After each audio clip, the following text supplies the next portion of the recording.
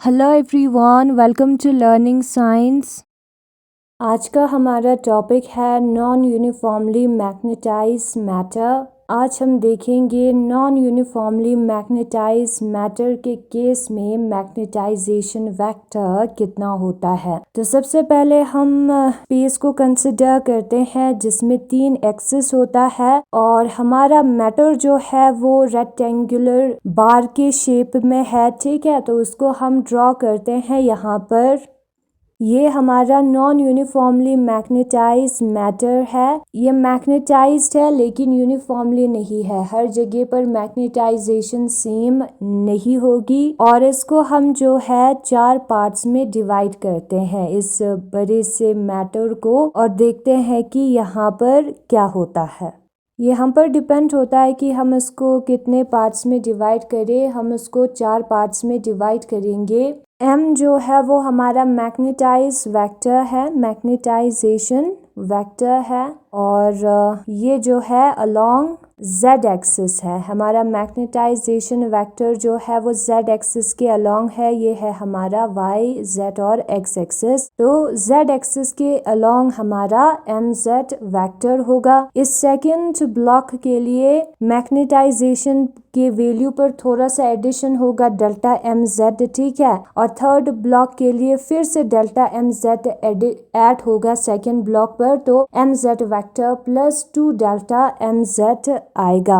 Late mz and mz plus delta mz be magnetization of first and second block in the z axis respectively. mz और mz plus delta mz जो है वो first block और second block का magnetization vector है। ठीक है, magnetic movement of each block is equivalent to current circulating around it। mz dz जो है वो करंट I के बराबर है। हर ब्लॉक का मैग्नेटिक मूवमेंट जो है वो उसके अराउंड जो करंट होगी उसके बराबर है। हम सपोज करते हैं कि जो I1 है वो करंट है ब्लॉक फर्स्ट के थ्रू। तो हमने पहले प्रूव किया था mz dz जो है वो I के बराबर होता है। तो यहाँ पर mz डेल्टा z जो है वो I के बराबर होगा। dz के जगह पर हमें डेल्टा z का यूज करना है क्योंकि ये जो हमारा एक ब्लॉक है सिंगल ब्लॉक, ठीक है, उसका एक साइड डेल्टा z है जो कि mz के डायरेक्शन में है, दूसरा साइड डेल्टा y है जो x एक्सिस के डायरेक्शन में साइड है वो है डेल्टा x। अब हमने ये पहले प्रूव किया था कि mz dz I के बराबर होता है। यहाँ पर dz के जगह पर डेल्टा z है, हमारे एलिमेंट्री ब्लॉक का एक साइड, तो हम यहाँ पर डेल्टा z का यूज करेंगे। Magnetization change at rate of del mz upon del y along y axis. ये जो हमारा y एक्सिस है उसके अलोंग जो मैग्नेटाइजेशन है वो del mz upon del y rate पर चेंज होता है। सो जो I2 करंट होगा जो कि हमारे सेकेंड ब्लॉक में से फ्लो हो रही होगी वो कितना होगा। ये हमारा y एक्सिस है, ठीक है, और यहाँ पर हमें 2 ब्लॉक्स को कंसिडर करना है, ब्लॉक नंबर फर्स्ट और ब्लॉक नंबर सेकंड। इस बड़े से ब्लॉक को कितने नंबर ऑफ ब्लॉक्स में डिवाइड करेंगे ये हम पर डिपेंड होता है। हमने 2 में डिवाइड किया सपोज, ठीक है। तो यहाँ पर जब हम लेफ्ट टू राइट की तरफ जाएंगे तो del mz upon del y हर स्टेप पर चेंज होगा। तो जब हम सेकेंड ब्लॉक की तरफ जाएंगे, एक यूनिट डिस्टेंस जब हम जाते हैं तब चेंज कितना होता है mz के वैल्यू में del mz upon del y।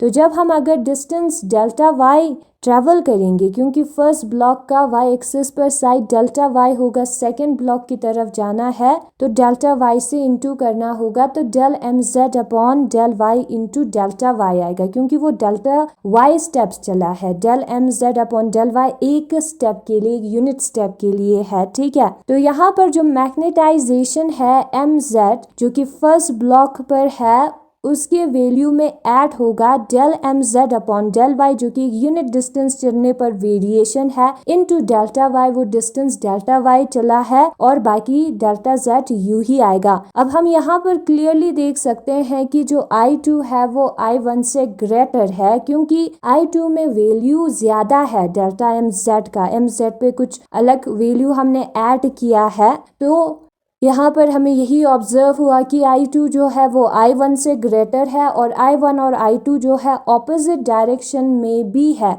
तो जो नेट करंट फ्लो करेगा इन दोनों ब्लॉक्स के सरफेस में वो कितना होगा, Ix1 के बराबर होगा, और वो बराबर होगा इन दोनों करंट का माइनस होगा। माइनस इसलिए किया है क्योंकि ऑपोजिट डायरेक्शन में है, I2 ग्रेटर है, तो I2 को हमें पहले लिखना होगा। तो I2 का वैल्यू हमें यहाँ पर मिला है mz plus del M Z upon del Y into delta Y. फिर हम लिखेंगे डेल्टा जेड को, फिर माइनस आएगा एम जेड डेल्टा जेड यहाँ पर आएगा। अब इस डेल्टा जेड से इंटू करना है ब्रैकेट के अंदर जो टर्म्स है, तो आएगा M Z delta Z plus del M Z upon del Y, delta Y into delta Z minus M Z delta Z आएगा। ये जो प्लस और माइनस वाला टर्म है वो हो जाएगा कैंसिल, क्योंकि दोनों इक्वल है, साइन इनका ऑपोजिट है, तो बचेगा del M Z upon del Y delta Y into delta Z. ये हमारा ब्लॉक नंबर फर्स्ट है रेक्टेंगुलर।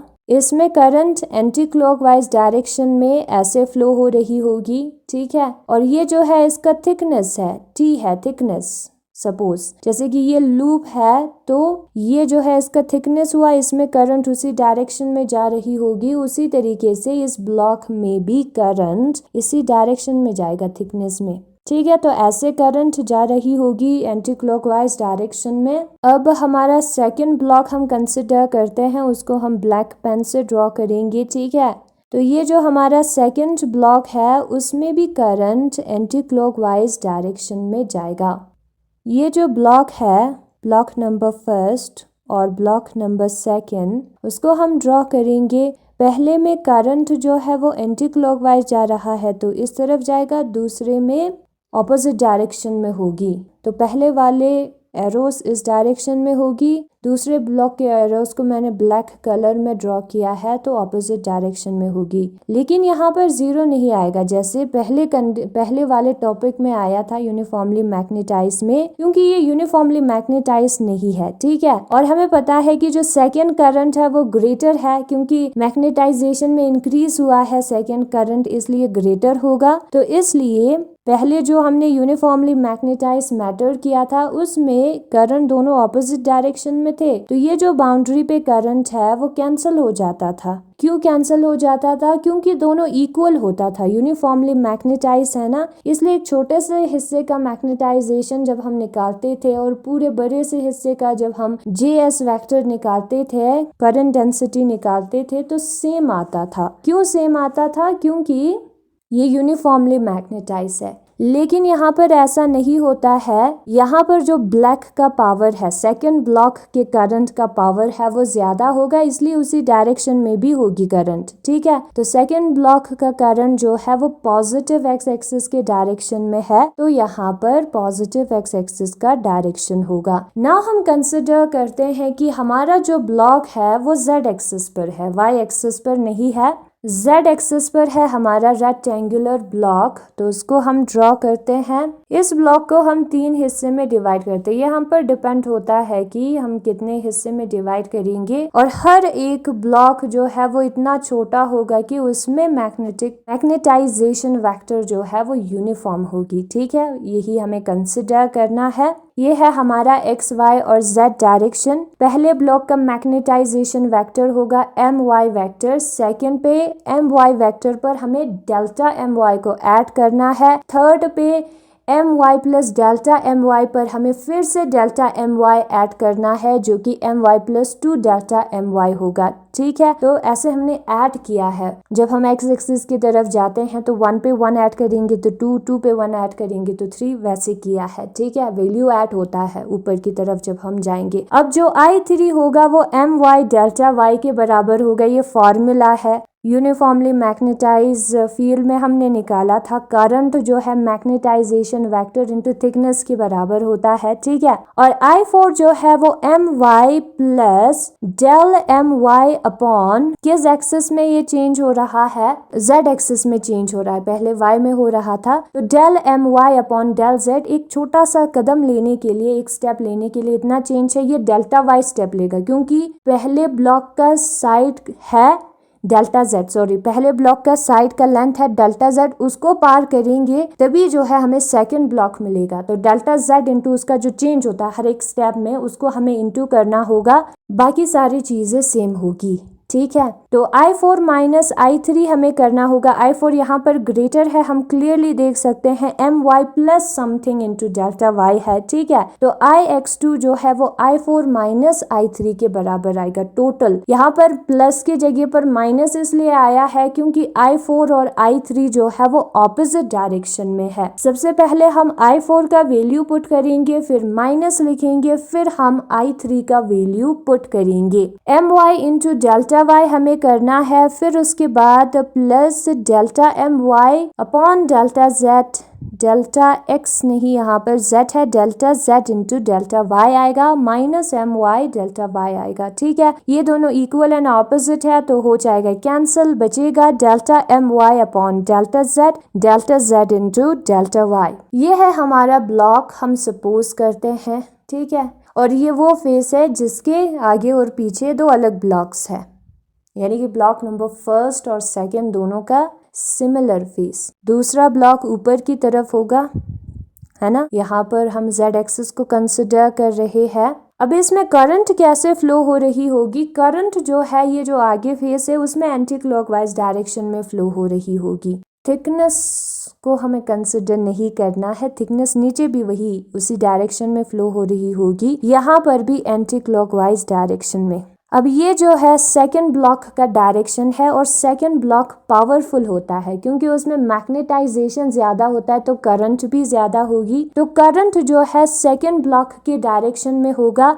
इस डायरेक्शन में होगा जो कि नेगेटिव एक्स एक्सिस है। एरो अगर आगे की तरफ होता तो पॉजिटिव होता जो कि ऊपर था, ठीक है। तो ये जो है वो नेगेटिव एक्स एक्सिस के डायरेक्शन में है। अगर हमें इसको पॉजिटिव एक्स एक्सिस के डायरेक्शन में करना है तो क्या करना होगा, ये अभी नेगेटिव एक्स एक्सिस के डायरेक्शन में है, ठीक है। पॉजिटिव एक्स एक्सिस के डायरेक्शन में अगर हमें करना है इसको तो क्या करना होगा, माइनस आगे लगाना होगा, हो जाएगा पॉजिटिव एक्स एक्सिस के डायरेक्शन में क्योंकि ऑपोजिट होता है ना पॉजिटिव एक्स एक्सिस, इसलिए। तो टोटल करंट जो है वो कितना होगा, एक्स एक्सिस के अलोंग जो ऊपर हमने दो करंट निकाले थे उनको हमें प्लस करना है। अब यहाँ पर हमें माइनस साइन का यूज करने की जरूरत नहीं है क्योंकि जो सेकंड वाला टर्म है जो कि नेगेटिव एक्स एक्सिस के डायरेक्शन में था Ix2, उसको हमने माइनस साइन लगा के पॉजिटिव एक्स एक्सिस के डायरेक्शन में कर दिया है, ठीक है। तो Ix1 प्लस हम Ix2 करेंगे। Ix1 का वैल्यू हम लिखेंगे जो कि del mz upon del y delta y into delta z के बराबर होगा। फिर हम Ix2 का वैल्यू लिखेंगे जो कि del my upon del z, जो भी वैल्यू है उसको हमें लिखना है, ठीक है। तो Ix जो टोटल करंट है एक्स एक्सिस के डायरेक्शन में वो कितना होगा, Ix1 प्लस Ix2 के बराबर होगा और उसको हम यहाँ पर लिखेंगे। Delta y into delta z जो है वो दोनों में प्रेजेंट होता है तो उसको हम कॉमन बाहर लिखेंगे। और जो करंट डेंसिटी है अलोंग एक्स एक्सिस उसको हमें कैसे निकालना है, ये जो करंट है अलोंग एक्स एक्सिस उसको डिवाइड करना है delta y into delta z से, तो हमें जो है करंट डेंसिटी मिल जाएगा। करंट डेंसिटी मतलब कि current per unit area, volume या लेंथ, यहाँ पर करंट पर यूनिट एरिया है, ठीक है। तो Jx जो है वो Ix divided by delta y into delta z के बराबर होगा। इस टर्म को इधर लाया है जो कि बराबर है del mz upon del y minus del my upon del z की। सिमिलरली जो करंट होगा, current density along y direction भी तो यहाँ पर है, वो कितना होगा, वो jy के बराबर होगा। और जो jy है वो कितना आता है, del m x upon del z minus del m z upon del x, ठीक है। और उसी तरीके से जो करंट डेंसिटी होगा अलोंग जेड डायरेक्शन वो बराबर होगा del M Y upon del Y del X minus del M X upon del Y के। यहाँ पर एक्स वाई जेड ऐसे लिखा है, ऊपर ऑपोजिट डायरेक्शन में है, ठीक है। वाई के बाद जेड आएगा, फिर एक्स, यहाँ पर जेड, जेड के बाद एक्स वाई, ऊपर हमें उसका ऑपोजिट लिखना है, बीच में माइनस साइन आएगा, वैसे हम याद रख सकते हैं। तो जे वेक्टर जो है वो बराबर होगा जे एक्स आई के प्लस जे वाई जे के प्लस जे जेड के। यहाँ पर जे एक्स जे वाई और जे जेड का वैल्यू जो है वो दिया है, तो उसी को हमें यहाँ पर पुट करना है।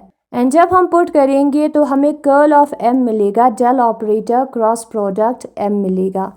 तो वही चीज़ बुक में भी दिया है, consider a substance which is homogeneous and non isotropic. एक सब्सटेंस को कंसिडर करना है जो कि इनहोमोजीनियस और नॉन आइसोट्रॉपिक है। इनहोमोजीनियस का मतलब कंपोजिशन सेम नहीं होगा, नॉन आइसोट्रॉपिक का मतलब प्रॉपर्टीज अलग डायरेक्शन में अलग होगी। और ऐसे सब्सटेंस में जो मैग्नेटिक डाइपोल्स है वो नॉन यूनिफॉर्मली डिस्ट्रीब्यूट होगा। हमें कंसिडर करना है एक सब्सटेंस को जो कि रेक्टेंगुलर बार के शेप में है और वो जो है z एक्सिस के अलोंग मैग्नेटाइज्ड है। मैग्नेटाइजेशन जो है वो पॉइंट टू पॉइंट वेरी होगी इस सब्सटेंस में, और जो मैग्नेटाइजेशन वेक्टर है वो पोजीशन का फंक्शन होगा, यानी कि अलग अलग पोजीशन पर मैग्नेटाइजेशन जो है वो अलग होगी। मैग्नेटाइजेशन वेक्टर हमें इस बार को जो है स्मॉल रेक्टेंगुलर ब्लॉक्स में डिवाइड करना है, उसका छोटा छोटा हिस्सा करना है, ठीक है। और इन ब्लॉक्स का साइड कितना होगा, इसका जो एक्स एक्सिस के डायरेक्शन में साइड है वो उसका लेंथ होगा डेल्टा एक्स, उसी तरीके से डेल्टा वाई और डेल्टा जेड। और ये जो ब्लॉक का साइज है वो इतना छोटा है कि जो मैग्नेटाइजेशन होगा इसके अंदर वो यूनिफॉर्म होगी, ठीक है। इसके बाहर मैग्नेटाइजेशन जो है वो यूनिफॉर्म नहीं होगा, इस हिस्से में मैग्नेटाइजेशन सेम होगी। और हम सपोज करते हैं कि एम जेड और M Z plus delta M Z जो है वो मैग्नेटाइजेशन है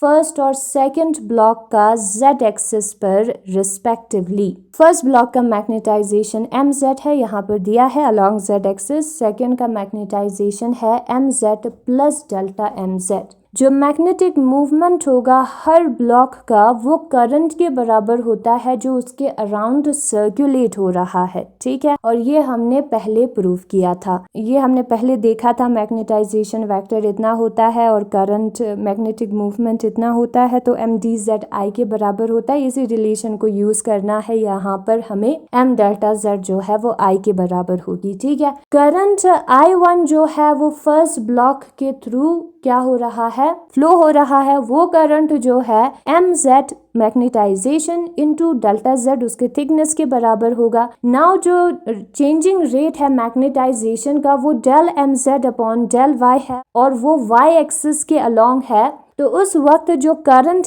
I2 है वो कितना होगा, सबसे पहले I2 है यहाँ पर, ऊपर I1 नीचे I2, mz प्लस जो चेंज हो रहा है रेट ऑफ चेंज उसको लिखना है और वो कितने डिस्टेंस ट्रेवल कर रहा है y एक्सिस के अलोंग, डेल्टा y उसको लिखना है, एक ब्लॉक उतना डिस्टेंस ट्रेवल कर रहा है ना, इनटू डेल्टा z आएगा। फिर ये जो दो करंट है I1 और I2 वो ऑपोजिट डायरेक्शन में है, ये इस डायरेक्शन में है तो ये आगे की तरफ है, ठीक है। पहले ब्लॉक का करंट पीछे की तरफ जा रहा है, एंटी क्लॉकवाइज है, तो दूसरा ब्लॉक का करंट आगे की तरफ आ रहा है। किसका मैग्नेटाइजेशन ज्यादा है, दूसरे वाले ब्लॉक का, तो करंट आगे की तरफ आएगा, पॉजिटिव एक्स एक्सिस के डायरेक्शन में होगा, तो जो हमारा करंट है वो इतना आएगा, ठीक है। Ix1 जो है वो इतना आएगा। I2 और I1 का वैल्यू हमने पुट किया है, प्लस करना था लेकिन दोनों का डायरेक्शन ऑपोजिट है तो हमने माइनस किया है। उसी तरीके से हमें कंसिडर करना है कि हमारा जो ब्लॉक है अभी Z एक्सिस के अलोंग है और मैग्नेटाइजेशन जो है वो Y एक्सिस के अलोंग हो रहा है, तो उस वक्त हमें ये पता चलेगा कि जो करंट है वो नेगेटिव X एक्सिस के डायरेक्शन में है,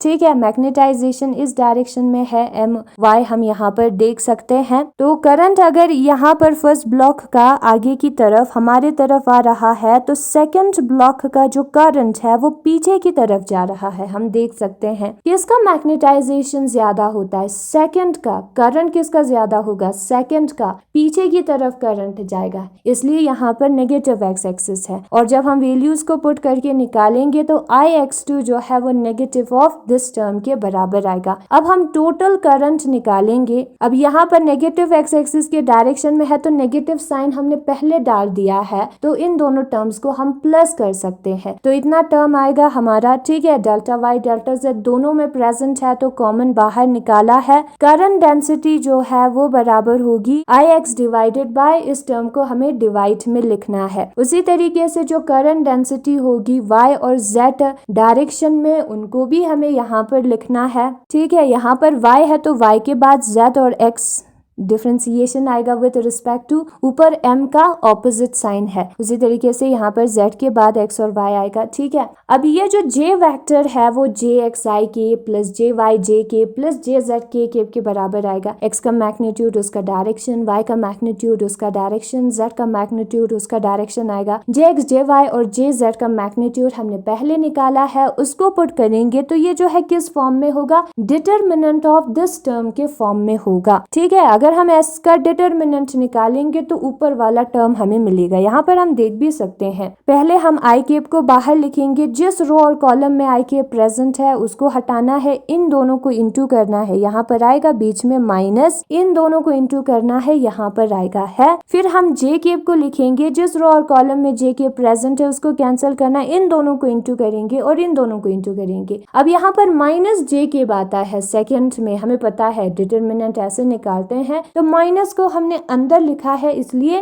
पहले डेल एम एक्स वाला टर्म आया है, फिर डेल एम जेड, तो वैसे आता है, ठीक है। तो हम जो है डिटरमिनेंट ऑफ दिस टर्म लिख सकते हैं इसके जगह पर क्लियरली। तो डिटरमिनेंट पहले हम आई कैप जे कैप के कैप लिखेंगे, फिर हम डेल ऑपरेटर लिखेंगे, फिर हम लिखेंगे एम के वेक्टर्स। डेल ऑपरेटर का मतलब होता है del upon del X I cap plus del upon del Y J cap plus del upon del Z K cap, और एम वेक्टर का मतलब होता है एम एक्स डायरेक्शन में आई कैप उसका डायरेक्शन, एम वाई डायरेक्शन में J cap plus M Z K cap. तो ये दो वेक्टर्स है, उनका जब हम क्रॉस प्रोडक्ट करते हैं तभी हम इन वेक्टर्स का डिटरमिनेंट निकालते हैं, जिसमें पहले आई कैप जे कैप के कैप, फिर जो मैग्नीट्यूड्स है उसको हम लिखते हैं। तो ये जो टर्म है वो कितना आया, डेल क्रॉस एम वेक्टर के बराबर आया ना। अगर यूनिफॉर्मली मैग्नेटाइज है तब एम जो है वो कांस्टेंट होगा, मैग्नेटाइजेशन चेंज नहीं होगा, ठीक है। तो उस वक्त डेल क्रॉस एम जो है वो 0 के बराबर आएगा और जे वेक्टर भी